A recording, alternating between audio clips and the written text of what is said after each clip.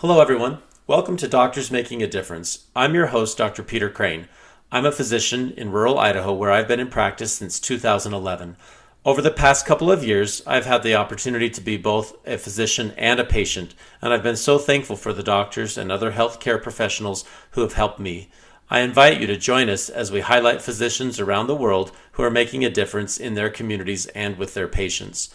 Our goal is to give physicians and other healthcare professionals the tools they need to be successful in medicine, in finances, and in life. What we do makes a tremendous difference for our patients and our communities. Please go to your podcast service or YouTube channel and give us a 5-star review and hit the like or subscribe button. It helps get the message out to others.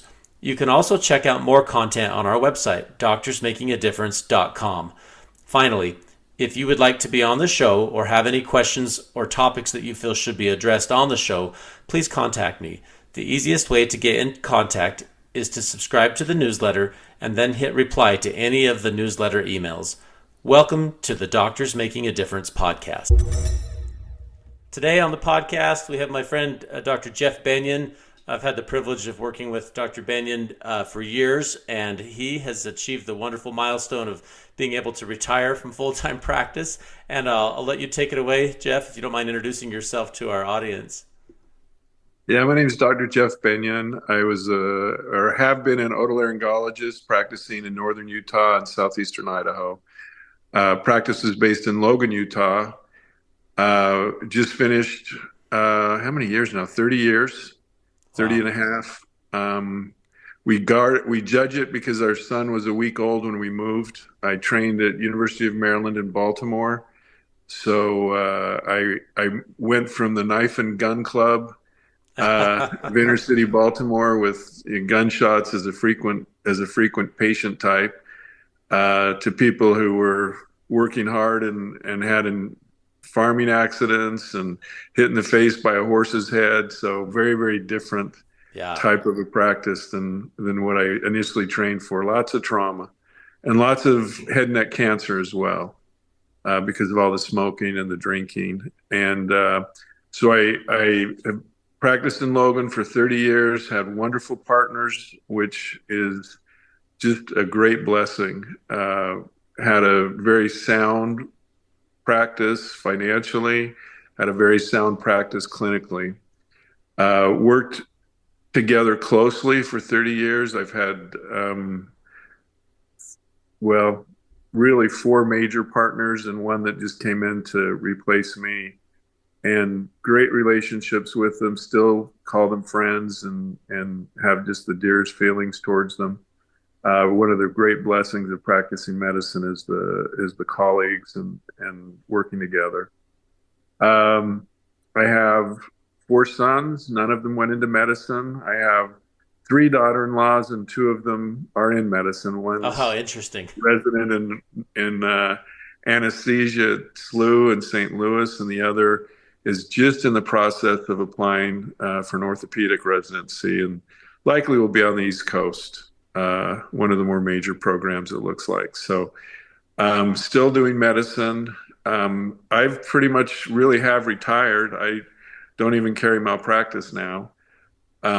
Most of my medical work is in regards to some work in Tanzania, and then doing some really consulting with the practice that I've been a part of for 30 years. Oh, it's wonderful. Like I said at the beginning, I've had the opportunity to work with you. We shared patients in a small community that you did outreach to for many years. How many years did you do outreach to smaller communities from probably Logan? 28 years. I always kind of felt like it was my responsibility to be involved either inner city or in rural medicine. So being up in a rural area, it was natural to go up to Preston, Idaho, and then by you in Montpelier, Idaho. Yeah, Very underserved areas.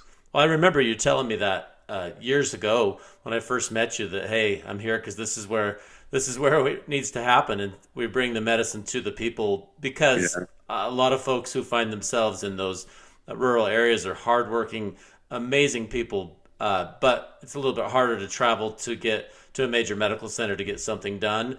And if you can bring that medicine to them, it really is quite a gift to those individuals who receive it. Yeah, I figured it was better for me to travel for 2 hours than everybody to travel two down to see me. Oh yeah. Well, So my patients have well, loved working with you for years, and we miss you. that's nice of you to say. We miss you, and I know, yeah, Jeff's talking about retirement, but it just barely happened. This is hot off the press. Yeah, I was practicing. My last case was exactly a month ago. Yeah, no, I've talked to people who are like, oh yeah, I miss Dr. Bennion. He's gone. Like, well, he's got good partners. He's trained up. You'll be all right. But Yeah, we do miss yeah, that level of expertise and experience that you had gained over a course of an entire career. that's nice of you to say. We'll kind of go reflect back with me just a little bit. Part of some of the listeners on this podcast are medical students or early stage physicians that are in residency or early years. How did you decide on medicine, and how did you decide on ENT as a specialty? If you think back all those years ago. So I grew up doing show and tell, ear, nose, and throat because my father's an ear, nose, and throat physician. Oh, neat. And so I was surrounded by it my entire life. My pets were guinea pigs because he was doing research back in Baltimore on guinea pigs. Guinea pigs have very similar ear structures to humans, and so we would get the cast off animals as pets. So I've been around it my whole life. As far as choosing medicine, I had other things I could have done, and you always wonder about an alternative life. You know, what would have happened if you'd have chose this or that. But I decided pretty early on that I wanted to do something that was involved with people and that blessed people's lives. And being a physician is one thing that you can do and still make a very good income.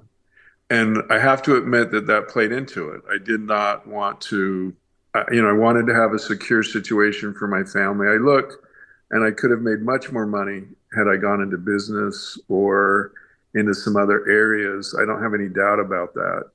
But none of them ever saved somebody's life.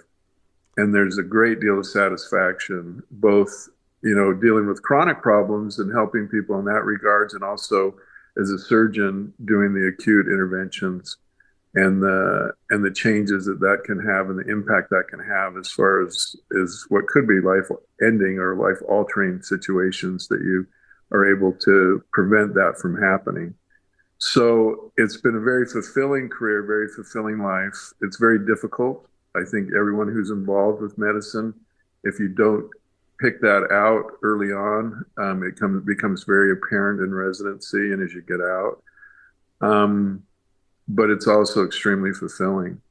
And so I looked at the different career options and chose to go ahead and end up in medicine, despite seeing my father go through some of the hard times and difficulties that occur. And I'm glad I did. Well, I've heard it. I've heard people say and read, at least at one era of time, it was called the greatest profession. I still think it is. And it sounds like you have reflected on some of those same themes, because it's one of the, if you're a young person trying to figure out how to support your family and how you can take care of yourself, it's one of the sure bets that people are always going to need health care. You'll have a skill set that can really help. So financially, it can set you up to be successful, but it's so unique. There's nobody that does what physicians do, and that's why they call it the greatest profession, because you're doing this tremendous good for people in the world on an individual level, and it affects them in a way that no other career could, because you have their hands on them or their loved ones, and you're fixing something that they couldn't fix on their own. And so I think it's pretty cool that you were able to choose that, and that you followed in your father's footsteps, even knowing what the life of a physician looked like. Well, and it's like I said, it's been very fulfilling. And it really is true. There's very few things you can. I mean, there's a lot of wonderful things that people do. I mean, I look around and there's great things that people do for other people in the business world, in education. I mean, there's all kinds of ways you can help people. But as far as on a personal one-to-one level and intervening in people's lives, I agree with you. There's nothing like it. And as far as the relationships you're able to build with those that you're helping, plus also, once again, all the relationships you build with your colleagues and the other healthcare professionals and the office staff. It's a very, very rewarding thing to do in your life. Yeah. Well, and I wouldn't. People have asked me that as students that will come through, and they'll say, "Well, should I become a doctor? Or why would you do this?" And you probably tell people the same thing, like, "Don't do it unless you're passionate about it, and you find that Oh yeah. it's where you belong, and it's kind of your calling, because it'll eat you for lunch if you're not passionate about it, because it's not easy."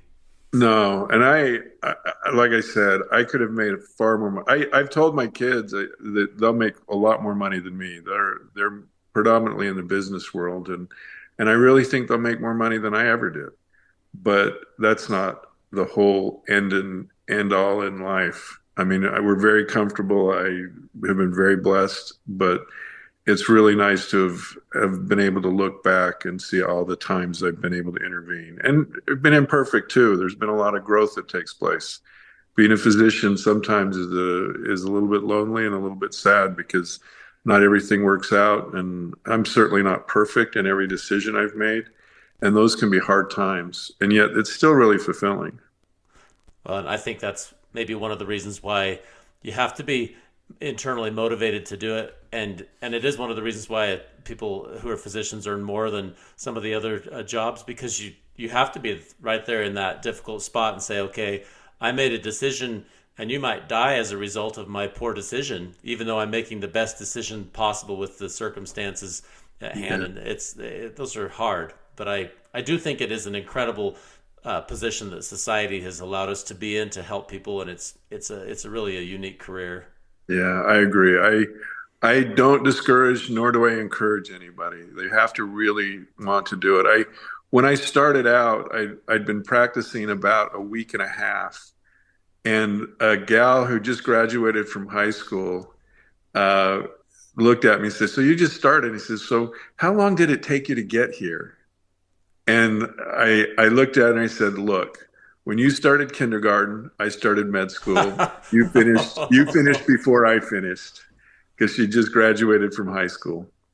It's totally So true. it's a long time, but very well worth it. Hard. I mean, I like my wife is. It's hard on the spouses. It's hard on the kids, and it's important to recognize that and to be grateful for what they go through as well. But it's worth it. And I like to think that they've had some of the blessings and joy as well. Well, one of the things that I've noticed in recent years is there's a lot of motivation for people to leave medicine or say, look, it's too hard. Everybody's burnout. There's not a lot left here for the physician. And so I'm curious from your perspective, how have you kept going? You did a full length career, and you retired at the top of your game, and you were able to retire with honor and dignity. And I'm just curious, what would you tell people who are behind you? How did you do that? It is changing. I wish I could say it wasn't. I think there's some things that have are happening that are important in regards to paid call, in regards to some of the reimbursements. But I think the biggest key to it all is just to stay focused on the patient and do your best to ignore some of those outside influences that really tear and are the things I think that cause most of the stress and the so-called burnout. It's a real thing. I wish I could tell you it wasn't. I wish I could tell you I hadn't had periods where I felt burned out, where I was tired. I did a lot more than just as a physician. I mean, I was involved in building a hospital when I was in my early part of my career. I was involved in a lot of the governance and running of it over many years. I just finished building a 47,000 square foot office building a couple of years ago, which on that one I was pretty much the general manager. So I've done a lot of things outside of medicine as well that I found fulfilling that has helped. I've kept interest outside, and I think people do it in different ways. People bike, people uh, do photography. I travel a lot. I think you have to keep those outside interests as well. But you also have to take time out for yourself and take time away. I finally had to literally move on weekends because I would work on weekends. Uh, and so literally on weekends, I would leave completely. I would just remove myself from patient care and if I wasn't on call. And that was helpful too. Most people can do that on their own. I'm a little too compulsive, so I would see people on weekends, sometimes working 6 or 7 days a week. And you have to take time out. You just have to. Well, I've found that same thing for me sometimes. If I'm here, it's like, well, how do you say no when the person you know their story better than anybody else because you've been Yeah. involved in it, but it can take every moment of your life if you're not careful. So I'm glad you were able to find ways to travel and then some of the outside interests with building a business. That's a really interesting side avenue I want to explore with you a little bit. But any other advice on how you would avoid the whole burnout thing? Because I feel like that I hear that term every day, and I'm curious what other life advice you'd give people on that. I don't know if I'm the one to talk to about it. I do think that a lot of it, I don't think much of it comes from patient care. I think most of it comes from the administrative side. The demands put on us as far as record keeping, as far as governance, people interfering with what we're doing, having to deal with insurance companies. I know some colleagues. I have people I work with that are in other countries. It's a little bit different there. They don't get necessarily all the support that they need. So in some ways, it makes their life simpler. They don't, there's a lot of things that we do in our country for healthcare that are extremely beneficial. They don't even have access to. But on the other hand, it simplifies their life. And I don't think that's a smart thing to do either. I think that it's important that people don't sacrifice on keeping cutting edge and keeping on top of things intellectually and knowledge and in regards to knowledge. You've got to study, you've got to look things up, you've got to do the best for your patient. So it's a tough balancing act when you have people pulling at you like we do as physicians. But it's important, I think, to avoid the burnout, that you stay on top of things and that you take time away from what you're doing. Well, I think that's that's good insight because not only have you pointed out that we need to focus on the interaction with the patient and that that relationship keeps you coming, but also having some time away. But I haven't really thought about that before as a way to sort of counteract burnout, as staying on top of your game. And it's a job that you have to keep learning or you fall behind pretty quick because the technology and the research changes rapidly. That's I haven't really thought about that. That's a really good point. Well, the thing is that it makes decision making quick and fast. I mean, we're essentially gigantic algorithm machines. I mean, I hate to say it like that. People would disagree, but it's really true that we in our minds we go point to point as we interact with patients based on what they tell us, and then what we do is in an exam.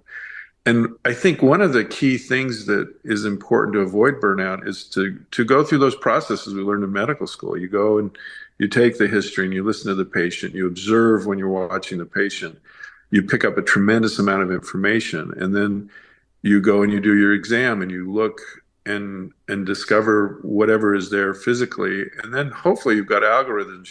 You don't have to fret and worry about what you're going to do and what you need to do and what's appropriate to do. And sometimes you do get things. I mean, not we don't all of us know everything. I certainly don't, even close to it. But that's where colleagues come in and resources and reaching out to people on some of those difficult cases. But most of the things are routine. And so if you learn how to proceed based on current information, you don't have to fret, you don't have to worry, and it takes a lot of the stress out of dealing with patients. That's a really good insight. I like that idea that the more on top of your game you are, the more research and the more understanding you are on being up to date on stuff, the more it may help you to feel like you're still in the game, and then give you that quickness of decision making and not fret and worry. I know that as I've been in a few years, I find that I don't worry as much about second guessing my decisions as I did early on. And I think that Right. is probably most people experience that over a career. At the same time, you don't want to stagnate. It's kind of a balancing act. No, it is. It's really important to change. I look at what I do now, meaning, case wise and everything, as well as decision makings and skill levels.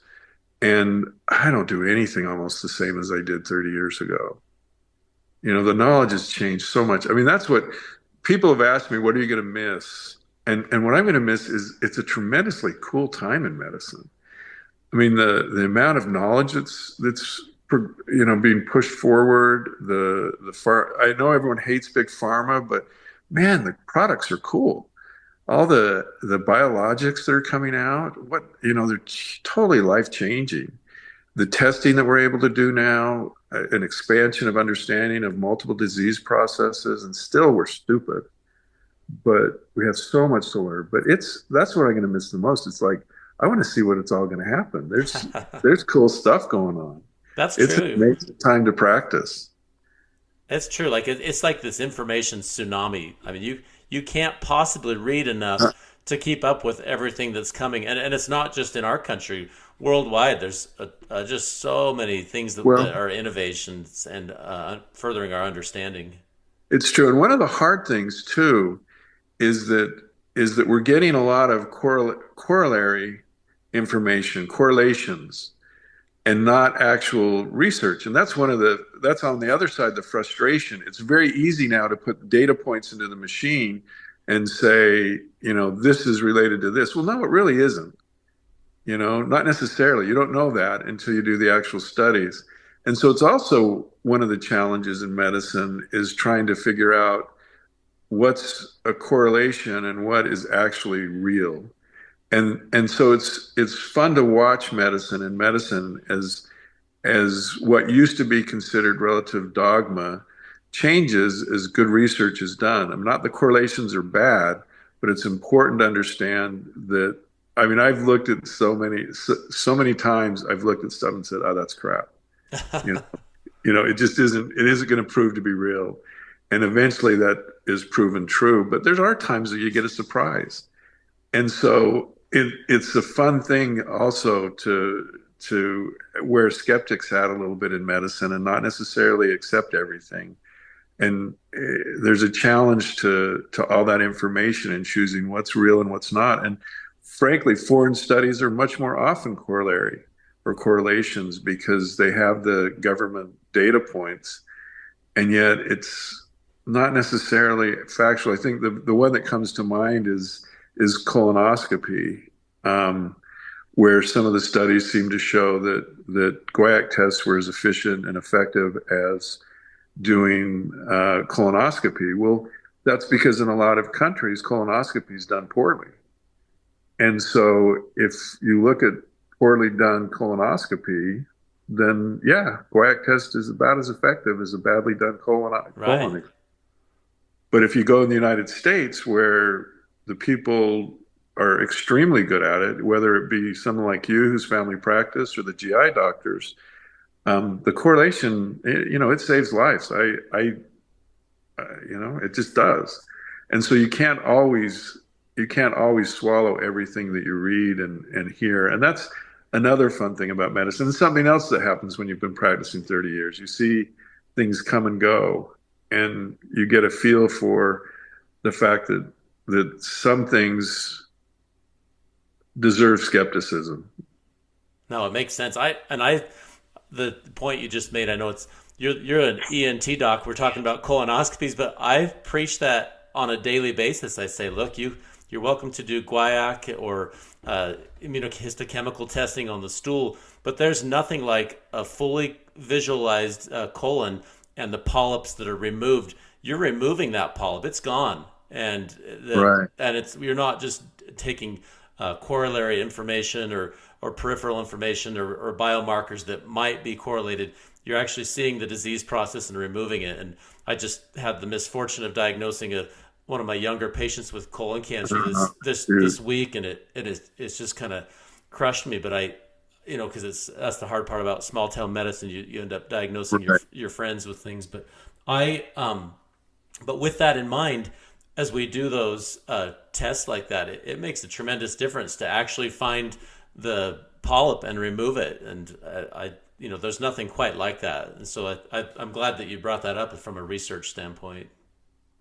Yeah, and there's many things like that. So that's why medicine to me is fun. And I think if you want to avoid burnout, that keeping it fun is an important part of it. You've got to find areas of enjoyment. And I mean, I get angry sometimes at all the intrusions into patient care that we deal with, and that may be not healthy either. I mean, I get a temper sometimes about it, but I think the medicine part of it is such a blast. It's just enjoyable, and the learning part of it's a big part of that, and the challenge of finding patients. And nobody reads the textbooks in an office. The patients come in and they have their unique symptoms and unique manifestations, and you get some people who just fall by the line, but there's so many people who don't. And so it's fun to look and do the research to figure things out, to include some colleagues and some specialists, and try to help people. Because some are pretty desperate. Oh yeah. And you can make such a difference in people's lives. I tell people all the time, well, here's what the research shows, but nobody ever studied you because Yeah, they're unique. Everybody's so unique. That is what keeps us coming back is the unique, interesting patients that come right. into our offices day after, or our ORs day after day. Well, Yeah, and I've learned a tremendous amount from my referring doctors as I send people out to see them. There's just so much to learn and so much to gain. And like I said, we're here to bless people's lives, and there's very few jobs that are like that, where that's pretty much the sole point is to really help people and elevate people, and not just in their disease state, but also emotionally and as a sense of person. I mean, I think it is so helpful to have somebody, and I hope physicians, if they are listening to me, you know, we're a well-respected entity in general. And if somebody walks in your office, it's interesting. They may yell and scream at my office staff if I'm late, but they will always be respectful to me. They don't get angry. They just don't. And I feel bad that my staff takes the brunt of it.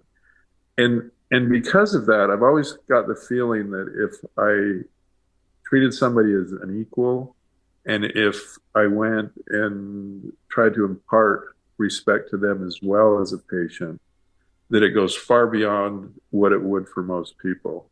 I think that's an important thing that we can do for our patients, is to show them, a deep sense of respect as forever for whoever they are. And it's interesting, you get somebody in and they have teardrop tattoos, they've had a rough life, they've done drugs, they've done all kinds of stuff that I would never consider. But it's still important to treat people with respect like that, because we're such a respected entity. It means so much more to those individuals. I've been surprised at the outpouring that I've had as I've retired and as people have made comments that that's something I didn't necessarily appreciate until I read the comments.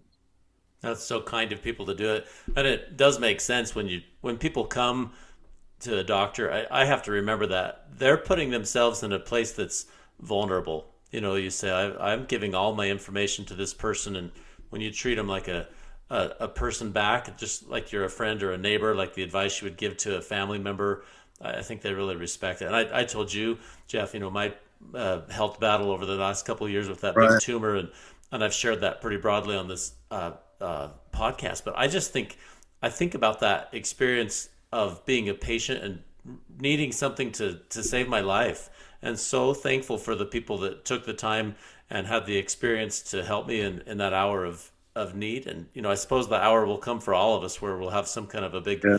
health thing, and when your turn comes, you're really thankful to have a physician who has experience and knowledge and compassion and all the things you just described. Yeah. It's such an important part of what we do. Not just heal the disease, but heal the person. Hmm. Do you have any experiences? I mean, as you think back over the years, I mean, we have to be HIPAA compliant, but are there any patient experiences that you would share? Any stories of ones that really stood out in your Uh, mind?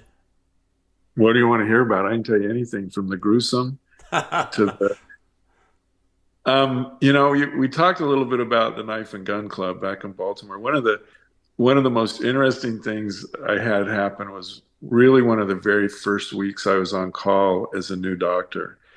And so I'd been involved in the, inner city and, homelessness and a lot of people out of work and just that they struggle with life.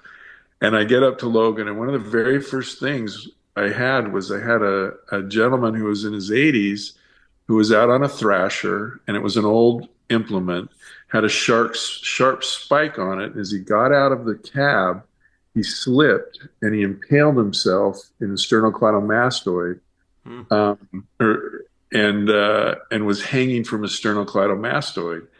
And so as he yelled and screamed, and they came over and kind of lifted him up off of the thing, put some pressure on his neck, and brought him to the emergency room. And he had a little small tear in the jugular. It wasn't anything that was horrendous and could easily be oversewn, actually, and pack some tissue around it. So not any kind of a major bleed or major issue.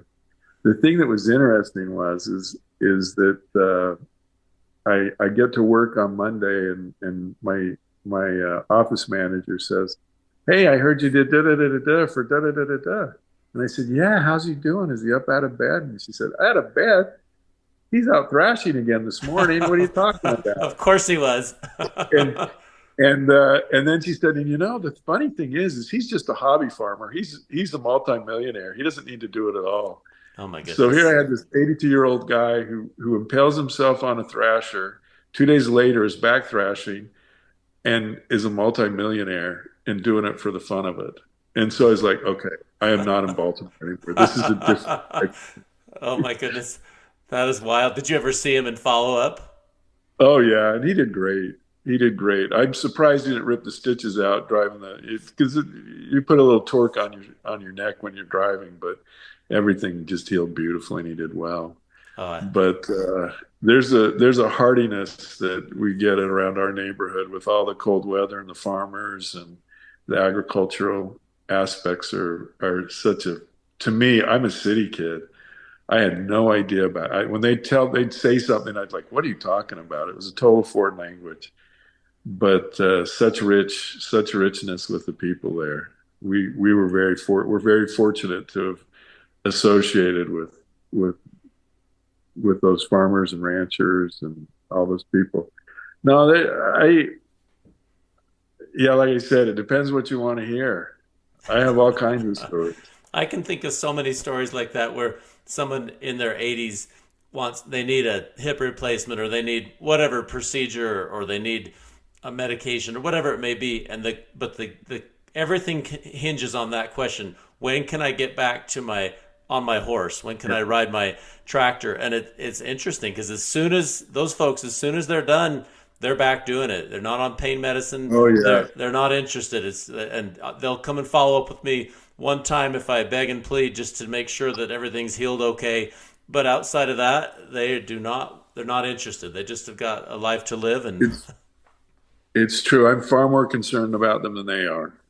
that's They true. just go. They just go. No, there's a you can't get through medicine. That's the thing. You can't get through medicine without meeting characters and fun people and I had one guy who was gritching at me and just upset that I wasn't able to get him feeling better. But he had a chronic problem, and sometimes there's chronic problems that you can't help. Right. And he owned a store, and I said, I've been in your store a lot of times, dude. And he looked at me and he said, "What do you mean?" And he said, "Yeah, I've been in your store, and I've yet to find a magic wand. That's what you need. If you want to get better, you need to get me a magic wand, and I can get you better." And he looked at me and then he started laughing. He said, "Okay, Doc, I get it."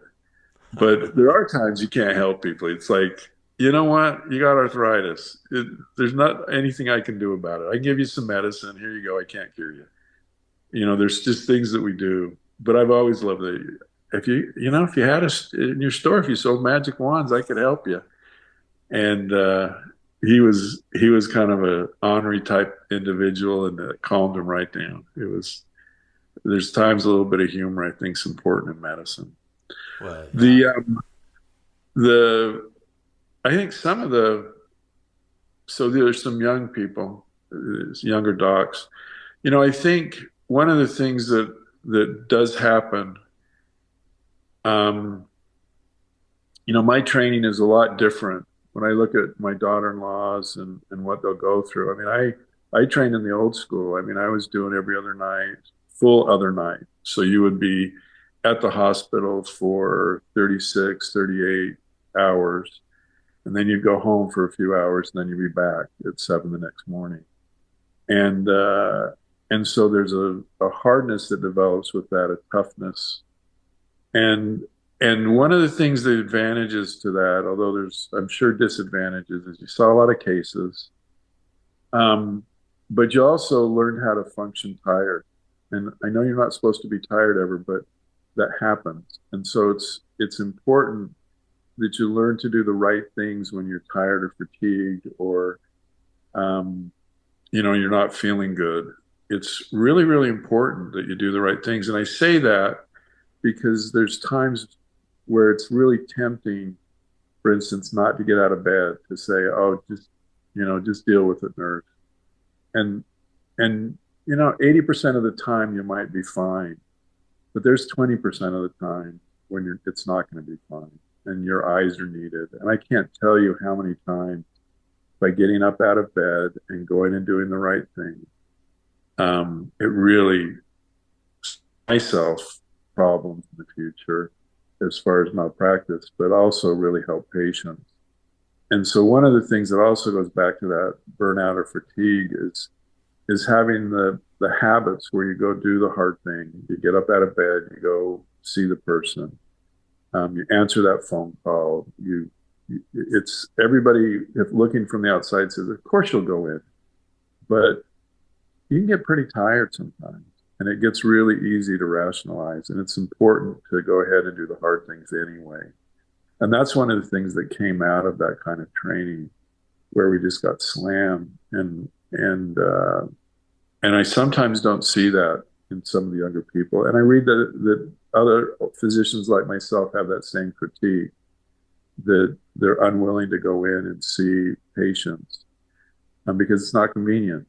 They're tired, they have other things to do, they don't want to do it. But somebody's got to deal with the problems. Otherwise, people get hurt.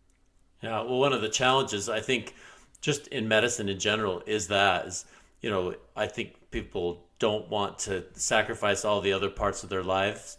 But one of the solutions that, like you already hinted at, that I think helps the most is if you have colleagues that you can trust, and if you work as a part of a collegial team.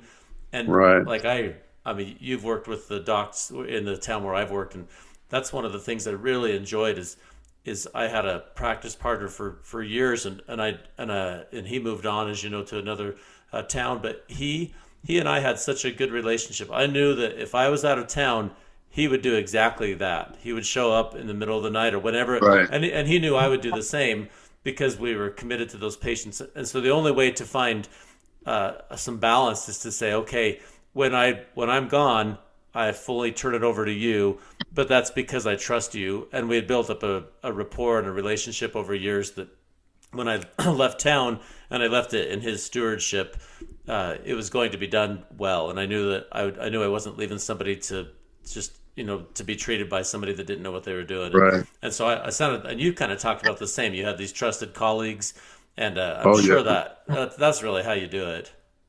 I mean, there's no other way. There's just no other way. And it makes for some long nights and some hard nights when you're taking care of somebody else's patients. But it's so worth it to, once again, to do the right thing. And then you'll have your free time and you'll have your time off. But yeah, that's such an important thing. Yeah, well, and it's worth cultivating both the experience to take care of patients and the relationships. You don't want to be the lone wolf that doesn't talk to anybody and won't let anybody Uh, help, because after a while that doesn't pay you back. The only person that benefits is the patient right then and there, but you don't have anything left to give because you're fried. And so it is right. helpful to have those colleagues. and you hope that people have done both the same level of training and have the same level of commitment. And I found that most of my peers that show up have had that, and it's really actually wonderful when you have people that are that committed to the outcome on our patients. Yeah, and that's one of the things that I've been, I wouldn't say surprised, but just, gratified.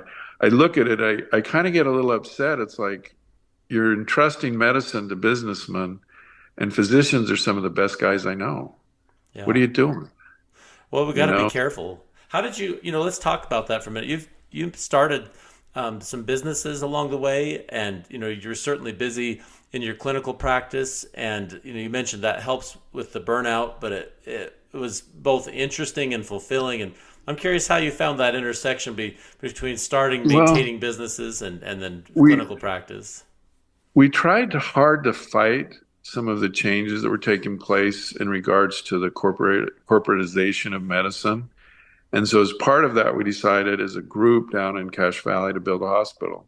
That whole push started shortly after I got to Cache Valley, a couple of years after, in reaction to the hospital simply not putting money back into the community. They have since, but at that time, they just were not investing in the community. They were taking tremendous amounts of money out of it. And we got frustrated not having equipment, not having things the way we needed to. And so we banded together and built a hospital. Um, and so that's something that's difficult to do now. They've just made it very, very hard to do as physicians.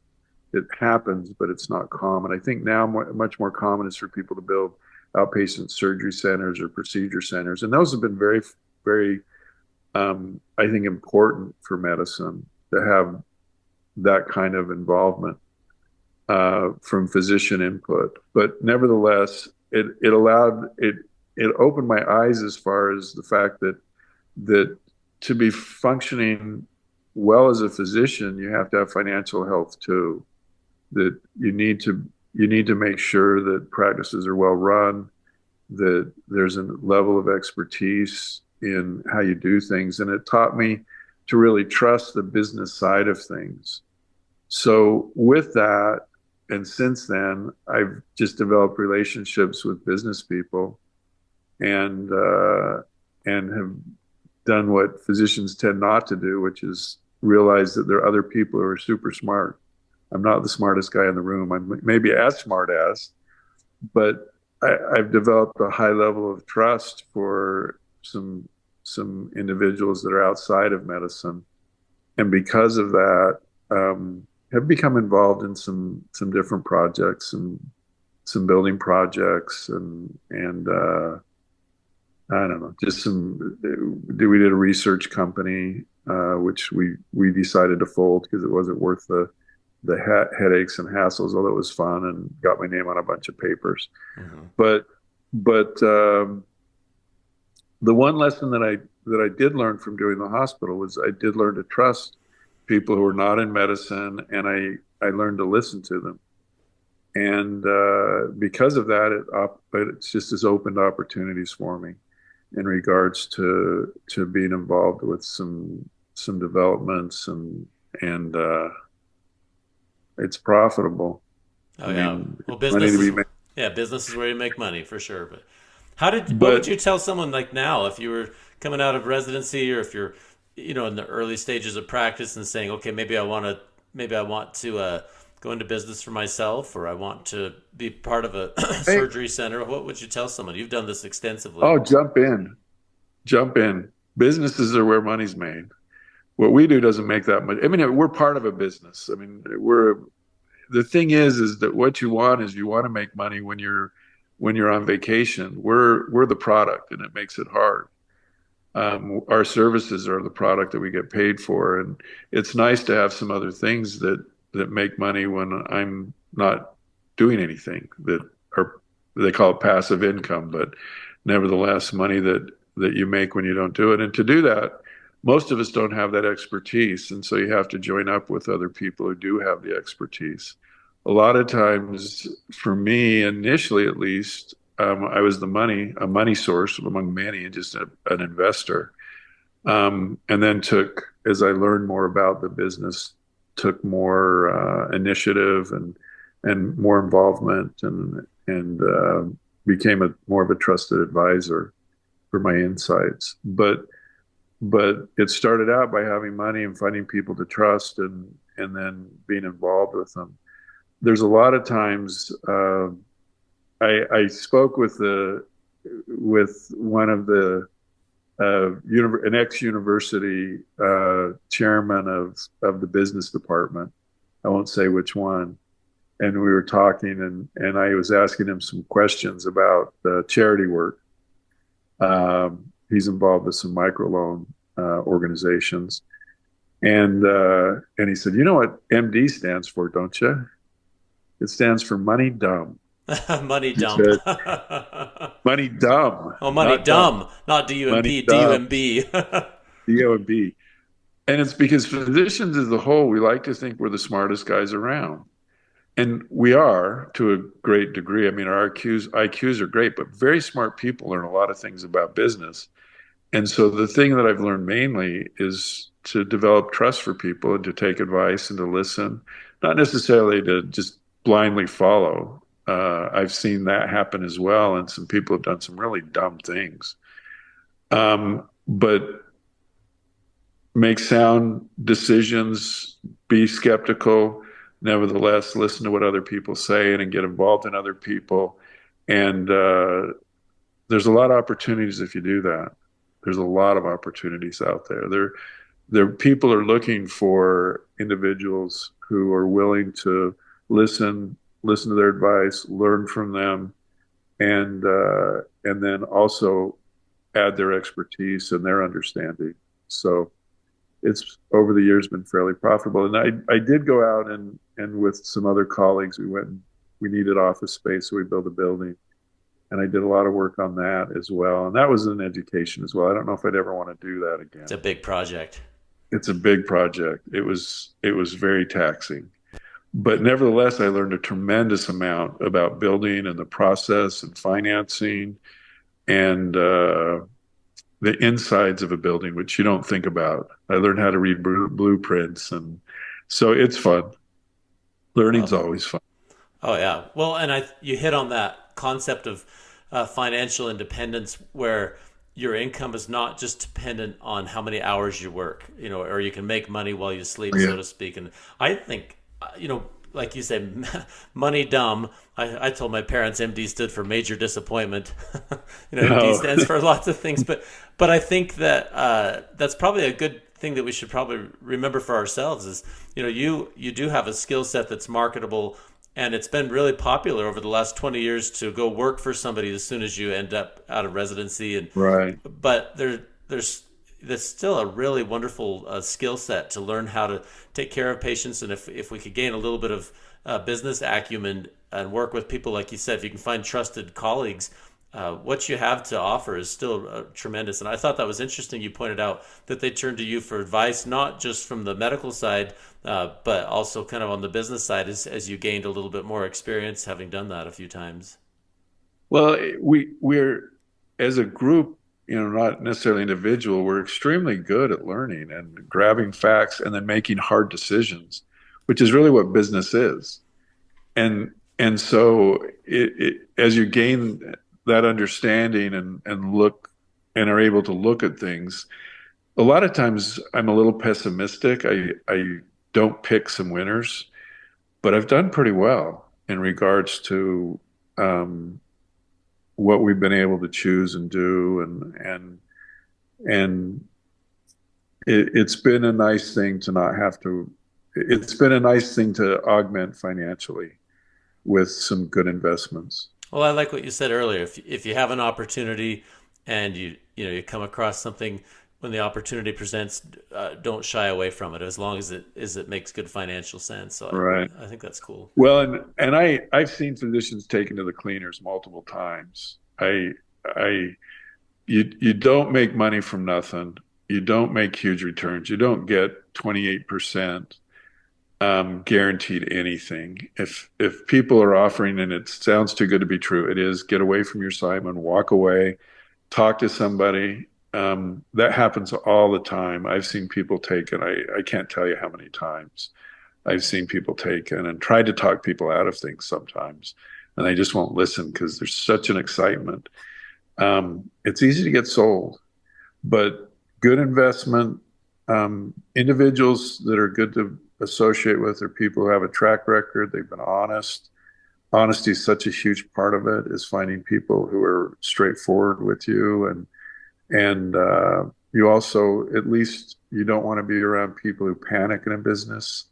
You want people who stay calm, don't sell early. I mean, there's all kinds of things that will lead you to people who have sound judgment and will make good decisions. Well, and there's no real get rich quick strategy. You can get rich No, slow, invest slowly, and do it piece by piece, and build the building blocks, and then it'll pay you back years later. right, We've right. talked on this podcast before about just the time value of money. If you slowly invest and you put it in vehicles that will grow, whether it's business or broadly diversified stock index funds or whatever it may be, if you just are patient and you slowly work on those, it'll come back, and you'll achieve kind of what you've described, Jeff. You get this financial independence thing where your money is making money, and then what you're doing is taking care of patients, but not because you're so financially in trouble. You do it because you're passionate about patient care, which is pretty neat. Well, and it takes a lot of pressure off. There's a pressure to make money if you have huge debts. And one of the things we've commented on, my partners and I, is that we've been very, very blessed with wives who don't want to spend money. That is a And blessing. that sounds funny, but it takes the pressure off. We can all of a sudden quit spending. You buy food and you keep it to the simple things. And if you do that for 6 months, and then you can use the money for other things, and either go on a trip or whatever. But it's been, all of us have always, all my partners have these wonderful, just unbelievable wives who have not put pressure on them to make a lot of money. So there's a partnership there that becomes very important with the family. If you're pressed to always spend your money and buy the biggest and the best, and always are pushed financially to make a lot of money to feed your consumption, you're going to get in trouble, and it's going to put pressure on you medically, and potentially with a conflict of interest where you're pushed to make money, and it may cloud how you practice and what you do. And so, at least for me, I've been really fortunate, not only for myself, but with my partners. We have never had that kind of pressure. We've always been able to do what we needed or wanted to do. And if we had periods of time where, we had a period where Blue Cross quit paying us for 3 months. And it was like, oh, well, we just, we don't get paid. We're okay. We've saved money. We've got money in the bank. We're fine. We can wait that 3 months. And there wasn't some pressure to come up with money or go take out a loan or do anything that would jeopardize us in the future. And so there's a real blessing to simplicity, to having a house that isn't the biggest house, having a car that isn't the nicest car. Um, I know that may not be popular with some people, but at least for us, it's really worked well with both myself and all my partners. We don't drive the newest cars, but it's helped us financially and it's helped us medically. Yeah, this is such good advice though. Like it's not just what somebody read online or heard on TikTok. We're listening to someone who has actually done this, and you and your partners have just had a sound track record of being successful for years. And I really appreciate you sharing those little tips along the way. There, it's not the big things; it's the little things that add up to really make the difference. Yeah, that's a huge thing for us that we comment on not infrequently, how blessed we are to not get pulled on by our consumption desires. And Chase Peterson, he was the dean of medical school for a while, and then was the president of University of Utah. He came and talked to us and gave that advice when I was in med school. You can always consume. It doesn't matter how much you make. I mean, MC Hammer went bankrupt, and Good he point. made hundreds of millions of dollars. You can always spend money. The goal is to make sure that you keep your consumptions under control, and that you spend less than you make, and that you save. And in the long run, you'll have far more than you ever would have if you spent it. And we did that. If you want a story, we went out and the very first thing we did was like, hey, we got to buy some bunk beds for our kids. We got to go get them some furniture. They've been living in, IKEA was brand new back then. It was like, the nicest thing we have is an IKEA changing table. And so we went out Right. to buy furniture. And then we kind of looked at the price tag and we realized it's like, I guess we really don't need that. And we took them back. And and that kind of set a stage where if I can't show you my house right now because we just literally are just moving in. But over the years, we've been able to buy nice things and have nice things. We haven't shortchanged ourselves at all, but we have put ourselves in a situation where I'm retired in Hilton Head, South Carolina. You know, It's I awesome. never would No, have thought. I never would have thought that. I never, when I started, would have thought that.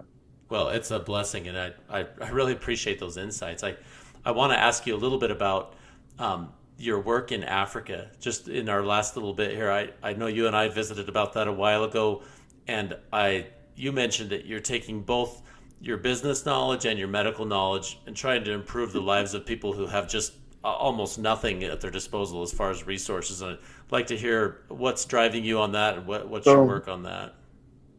it's got to be about 8 or 9 years ago. I heard a talk by a gal by the name of Gail Woodson, who was chairman at Southern Illinois in otolaryngology, and she talked about being in Tanzania. I'd served an LDS mission in South Africa and was heavily involved. Back in apartheid, I'd go into Soweto and I never saw another white the entire time I was there. I worked in some emergency rooms in Cape Town that were just let's just say I developed an affinity for the African culture and a great respect for it. And so she was talking about work she was doing in Tanzania where they were taking medical students and had engaged those medical students after interviews and essentially put them through ENT training. And then eventually, just recently, they've all finished fellowship training in different fellowships. And the goal and intent was to develop a training program. What often happens in foreign countries that are financially stressed in healthcare is that people will go overseas to train, but then they never go back. There's just no incentive to go back. And so Dr. Woodson and her husband, Tom Robbins, um, developed intellectually a prototype where they decided to go in and train people there. And so they got colleagues from all over Europe and in the United States to come in and essentially train these people to the point that they were, you know, trained just like somebody here in the United States. And then they went and did fellowship training. Now they've all come back and set up a training program for otolaryngology residents at Kilimanjaro Christian Medical School.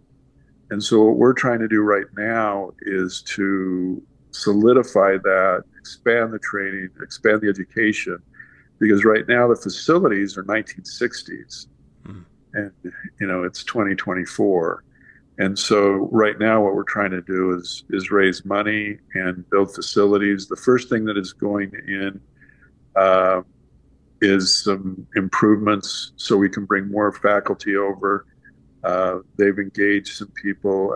I won't give names or places, but they've engaged some other professors from across the United States, hoping to go over there. So right now we're working on a place for them to come stay for a month or 6 weeks so they can instruct and teach. And then we're also trying to raise money to develop a surgery skills center for both ear, nose, and throat, orthopedics, general surgery, and some other facilities. Plus, we're trying to develop some improved clinic space and patient care space. Wow. Well, So, it's so cool because, we've kind of this whole this whole discussion, I kind of feel like is full circle with this piece of it, because you have lived and gained this skill set, and because you've lived in a way that you're financially responsible. You can give in a way that nobody else could, or you're able to say, look, I can use this skill not only just from giving my dollars, but I can go over there and give my expertise from the medical side and the business side, so that we can bless the lives of those who people who couldn't do it on their own. But if you give them a leg up, they'll pull themselves out of the poverty cycle, and it's amazing work. Well, these are great docs. I mean, I would let them operate on me. I mean, these are some really outstanding individuals that are over in Tanzania, and we're just trying to get them support so that they can sustain it and so that they can use their skills. I mean, it's really one of the frustrating things is they have all these skills and they don't have the equipment or the capabilities of using those skills because they don't have what they need. And so that's really what the bottom line is right now, is we're trying to raise money to buy, for instance, some of the pediatric airway equipment that is needed, and some of the skull-based surgery equipment that's needed. And there's a whole array of things that the people have trained to do that they can't do because they just don't have what's needed. And so that's really what we're trying to do. So when Gail and Tom started, there were 9 otolaryngologists in all of Tanzania, which is 56 million people. And now they've trained a group of 6 who are now professors or professorial. I don't know in Tanzania if they're truly professors, but they're medicine educators. And then they'll be finishing and at least starting some fellowship training where they will do fellowship teaching and start fellowship programs, as well as doing residency program in otolaryngology. The otolaryngology program started 3 years ago. So the first group will just be finishing up about next year. Yeah, it's so cool. It's pretty cool. I mean, and you have this background of being in South Africa, and you had an opportunity present in Tanzania, and I know I've done some work in Africa as well, and it's so fulfilling because it's not just giving stuff to people; it's giving somebody a skill set that allows them to pull themselves out of the poverty cycle, and then once they're given that, they're perfectly intelligent, wonderful folks, just like anybody else you would meet. Yeah. They're wonderful, and they'll pull themselves out of the poverty cycle just like we would.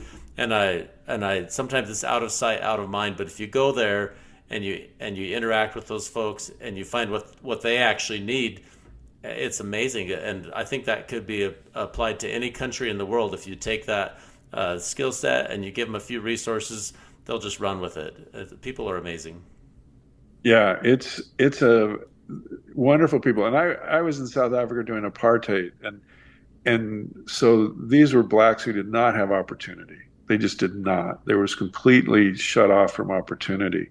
And that's what I saw back then as I became friends with those that were living in the township. They just needed opportunity. And the same is true in Tanzania and the rest of Africa. Very bright, smart people who just do not have the infrastructure and are living with so much corruption around them that it's hard to get a foot in the door and start declining. Yeah. And so it's been very engaging, and it does help. My business side does really help. I mean, it's like starting a business. I've done I don't know how many businesses I've or how many times I've visited the attorney and come up with a name to name something or whatever. I mean, plus something as simple as accounts receivable and billing cycles and how to set up the way an office runs.